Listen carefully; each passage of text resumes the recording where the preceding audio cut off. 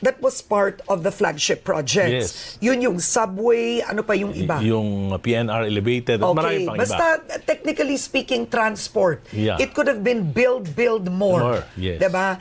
Pero nilipat sa unprogrammed. Tapos pinalitan nila ng mga priority projects ng mga politiko. Oo.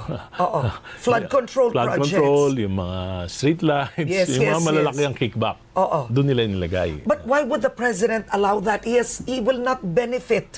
That's what I don't understand. Hindi ko rin maintindihan. Kasi Why would he make his flagship projects suffer?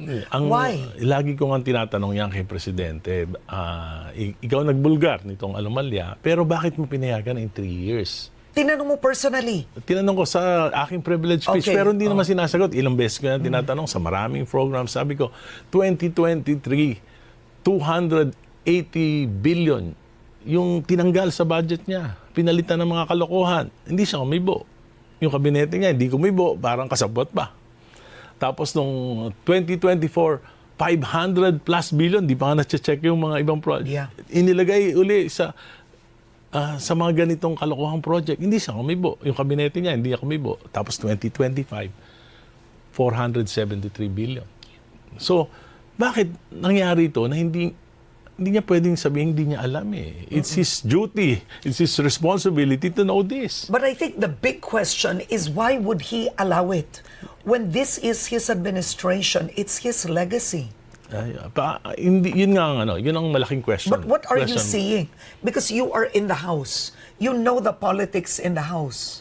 Well, kasi hindi naman unprecedented to eh. Unprecedented to, 19 Congress. Wala naman ako ng 19 Congress. Nung mga nakaraang Kongreso, hindi naman maliit lang yung mga insertions, yung mga diversions, unprecedented yung in 3 years, 1.45 trillion. Ibig sabihin niya, pinalitan mo yung President's budget. Naging congressional budget niyan. At ang masama, inalaw ng Executive Department.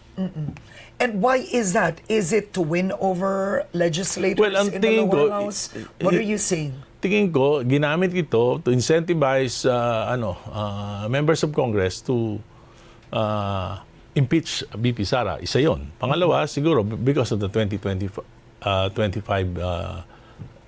national and local elections. Nakita naman natin na bumaha ng mga ayuda, bumaha ng mga proyekto, basta administration candidate ka, talagang daming pera, ang daming resources. So yun nangyari na inuna yung politika kaysa yung pagunlad ng bansa natin.